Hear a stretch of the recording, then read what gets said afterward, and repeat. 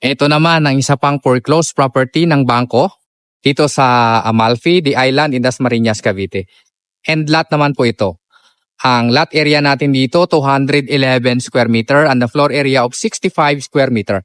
Kapareho lang po doon sa isang bahay na tinignan natin. Magkatabi lang po itong dalawang unit, no? Kaya kung gusto nyong mag-inquire dito, pwede nyong tignan parehas yung dalawang unit. Kasi itong isa mas malaki, 211 square meter nito. Okay? Ang floor area is 65 square meter, 3 bedroom, 2 toilet and bath. Pakita ko sa inyo ang property line ninyo, no? Magmula naman dyan sa poste na iyan, hanggang dito po yan sa gilid. Malaki po ang lot area nito. Yan, kasi end lot siya. Yan. Hanggang dito po, hanggang doon naman sa likuran. Puntahan naman natin yung likuran. Panalo kayo dito kasi napakalaki ng lote nito. Kasyang-kasya dito kahit hanggang 5 sasakyan. At magugulat kayo dito kasi ang presyo nito is 6,10,000 pesos lang, no? Hanggang dito pa po ang property line natin. Tignan natin mabuti. Yan. Itur ko kayo. Hanggang dito yan sa likod. Hanggang dito sa pader. Yan. Laki po yan. Hanggang doon. Kaya kung halimbawang bibilhin nyo yung bahay na ito, kasama yung property na ito, panalo kayo dito dahil napakalaki ng lote nito. 211 square meter. Ang presyo is 6,10,000 pesos lang.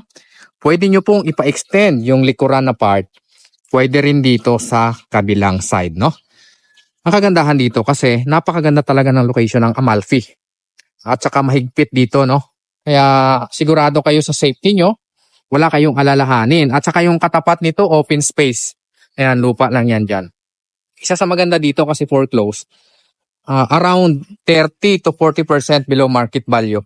Kapag bumili kayo ng ganito kalaking lupa na may bahay, house and lot dito sa Vistaland, ang presyohan nito nasa 11 million.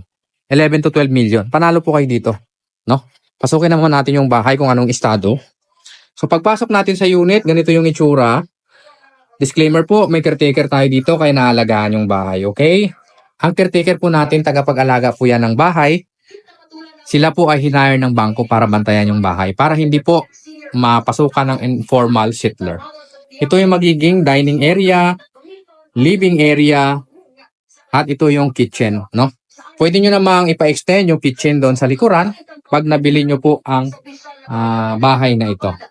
Ang toilet and bath dito sa baba, ganito yung itsura. Ayan, malinis pa. Maayos po ang caretaker natin dito, maalaga, no? Akitin naman natin ang second floor para makita ninyo kung ano po yung itsura ng second floor.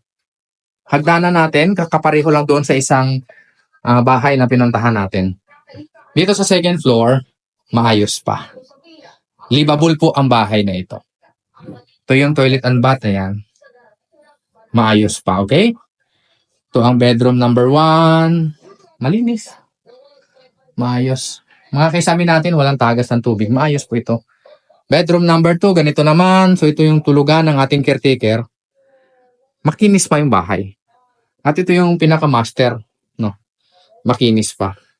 Kung gusto niyo mag-inquire sa property na to, 6,10,000 pesos lang. Dito po sa Amalfi, The Island in Dasmariñas, Cavite. Napakaganda ng location at saka ng community. Kung sino po ang nakakaalam at nakakaintindi ng location na ito, alam nyo na po na panalong-panalo kayo dito. Huwag nyo nang patagalin pa dahil paunahan lang mga foreclosed property natin ng mga bangko. Inquire na kayo agad. Nasa screen ko lang ang number ko. Okay?